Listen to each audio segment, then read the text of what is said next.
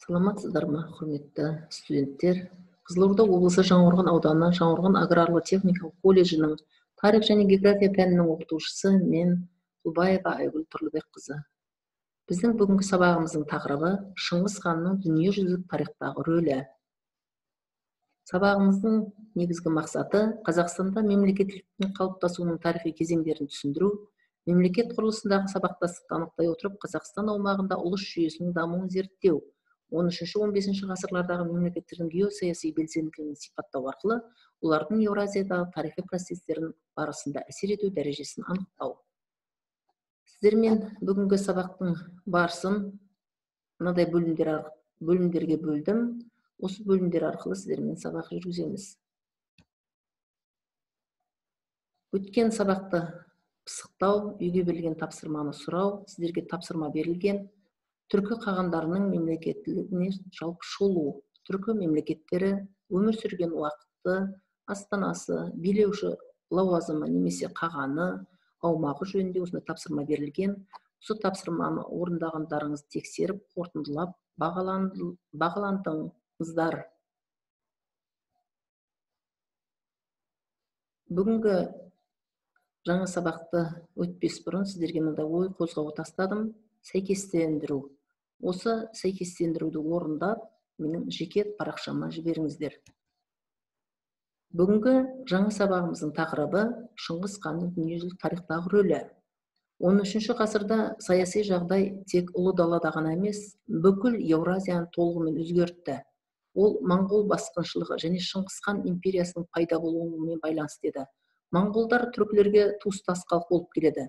Олар бірінші мыңжылдықтың ортасында ұлы даланың шығысындағы көшіп қонып жүрген тайпалар. Ұйғыр қағандығы құлағаннан кейін Моңғолия аумағына қоныс аударады. Қытай деректерінде моңғол тайпалары көбінесе татарлар немесе моңғол татарлар деп аталады. Моңғол империясының шаңырағын алғаш көтерген Шыңғыс хан, бала кезіндегі аты Темүжін, 1155 жылы, кейбір деректерде 1162 жыл деп берілген, Моңғолияның Кендітау аймағындағы Онон өзенінің жағасында Болдон деген жерде Есугей батырдың отбасында дүниеге келеді. Есугей батыр Темүжин 10 жасқа жеткен кезде татарлармен болған бір шайқаста қаза табады. Жас кезінен Темүжин қорлықты, жәбірлеуді, мұқтаждықты көп басынан өткізеді.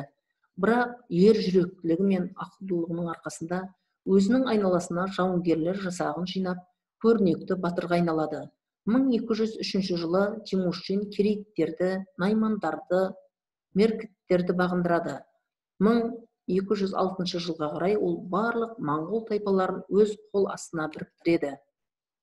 Моңғол тайпаларын біріктірген Шыңғыс хан 1215 жылы солтүстік Қытайдағы Цзин мемлекетін жаулап алады. 1224 жылға қарай Шыңғыс хан өз билігін бүкіл орталық Азияға таратады. Шыңғыс хан 1219 жылы жорыққа 200 мыңдық әскермен аттанады. Шыңғыс ханның ұлдары Шағатай мен Үгедей Отырарды қоршап алып, ол 5 ай қоршаудан кейін бағындырылады. Үлкен ұлы жошы Сығанақты, Жентті және де Сырдариялық бекіністерді өзіне қаратады. Шыңғыс ханның өзі басқарған әскер Бұхара мен Самарқандты күйретеді.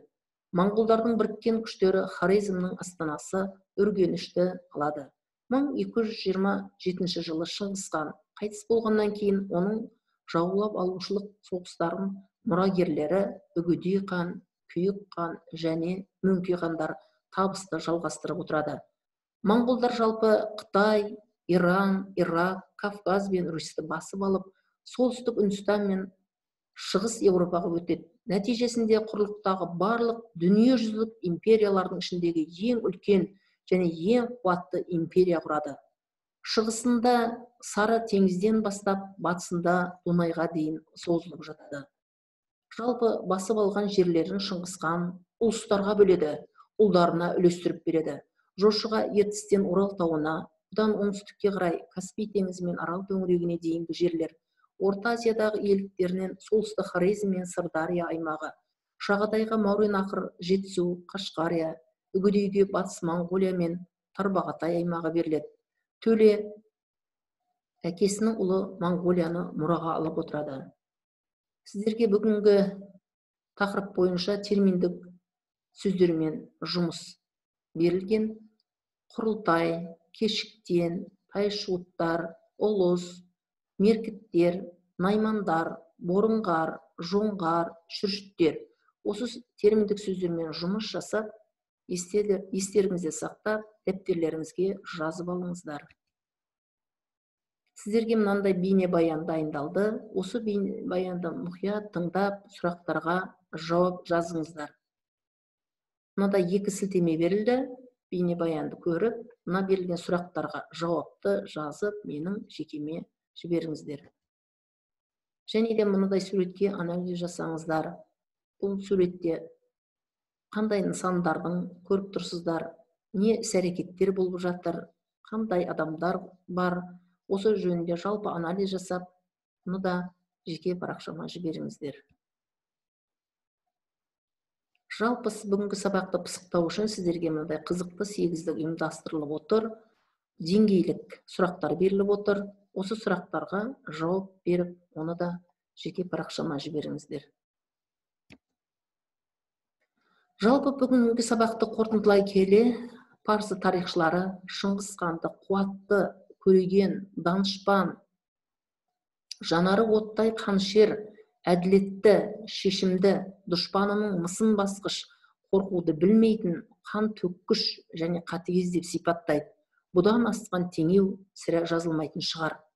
Оның ұлдары мен немерелері осы армиямен Ресейді, Қытайды, тіпті одан да әрмендегі елдерді жаулап алады. Билік пен байлыққа шомылған моңғолдар кейін өздерінің бір ғана дұшпаны бар екенін түсінеді.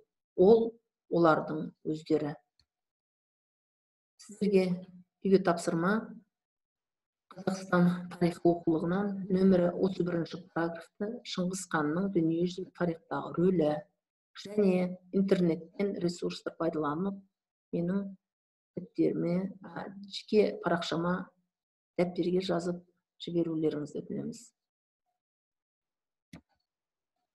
Бүгінгі сабаққа назар аударғандарыңыз үшін